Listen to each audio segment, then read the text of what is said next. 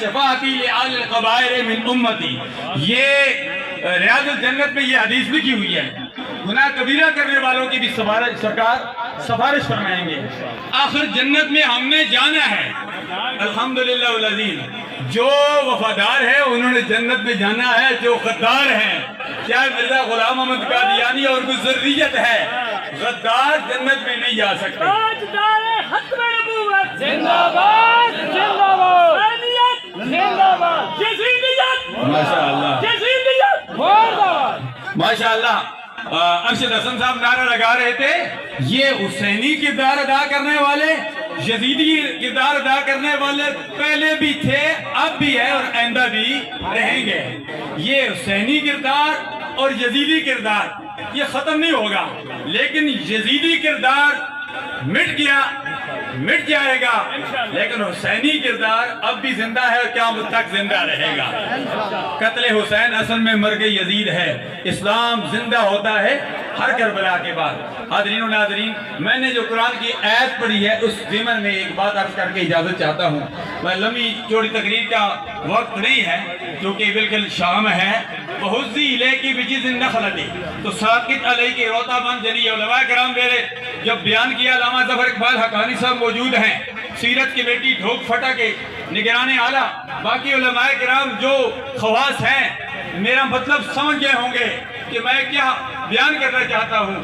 سرکار جب دنیا میں تشریف لائے، اللہ نے جبریل امین سے فرمایا جا کر اعلان کر دو کہ کہیں غمی نہ ہو، کسی کے گھر بچی پیدا نہ ہو، بچی پیدا ہوگی غمیوں کا سما ہوگا۔ میں نہیں چاہتا ہوں میرے پیارے حبیب آئے غمی ہو، غمی نہ ہو، بلکہ آج جبریل 1 گھنٹہ مشرق میں ایک مغرب میں خانہ کعبہ کی چھت پہ گاڑ دو تاکہ دنیا والوں کو پتہ چل جائے میلاد مصطفیٰ ہو گیا ہے۔ بلکہ ہر گھر میں بچی نہ ہو، بچہ پیدا ہو، ہر گھر میں بچے پیدا ہوئے۔ اللہ تبارک و تعالیٰ نے سرکار کی میلاد کے صدقے سے گھروں میں بچے دیے، اور سرکار جب اللہ کے نبی دنیا میں آتا ہے تو اللہ تبارک و یہاں تو بچے پیدا کیے، تقسیم کیے، لیکن عیسیٰ روح اللہ جب دنیا میں آئے، خشک تنے کو، کھجور کا خشک تنا تھا، حضرت عیسیٰ روح اللہ کی والدہ محترمہ پر لوگوں نے الزام لگایا، فرمایا تو یہ بچہ کہاں سے لائی؟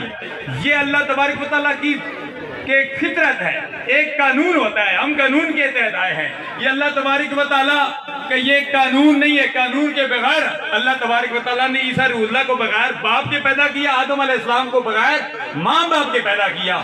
لوگوں نے الزام لگایا، اور الزام لگانے والے ہر دور میں لگاتے ہیں، اللہ کے نبیوں کو نہیں چھوڑا۔ الزام لگایا کہ تو یہ بچہ کہاں سے لائی؟ تو فاشار تیری قالوا کیف نکلم من کان فی المہد صبیا قال انی عبداللہ آتانی الکتاب وجعلنی نبیا۔ عیسیٰ روح اللہ پنگوڑے میں ہیں، وہ کہتے ہیں یہ بولے گا کیسے؟ قالوا کیف نکلم من کان فی المہد صبیا، لیکن اللہ کے نبی پنگوڑے میں تھے، پنگوڑے میں بول اٹھے۔ فرماتے ہیں کہ اللہ نے مجھے کتاب بھی دی ہے، میں اللہ کا نبی بن کر آیا ہوں۔ عیسیٰ روح اللہ کا یہ مقام ہے کہ بچپن ہی میں اپنی نبوت کا اعلان کر رہے ہیں۔ میری آقا کا تو شان یہ ہے کہ کنت نبیًا وآدم بین الروح والجسد بین الماء ہے۔ سرکار نے فرمایا جب آدم علیہ السلام روح جسم اور جب خمیر میں کے درمیان تھے، ان کا خمیر گوندا جا رہا تھا، اس وقت بھی میں نبی تھا۔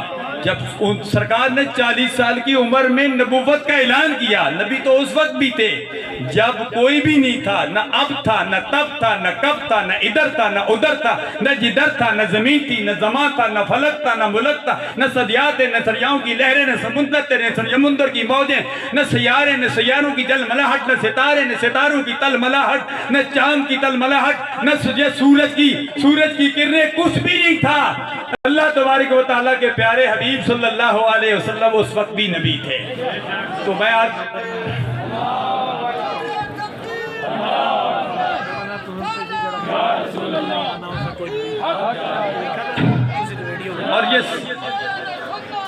اور یہ سلسلہ الحمدللہ حضرت صدیق اکبر سے چلا۔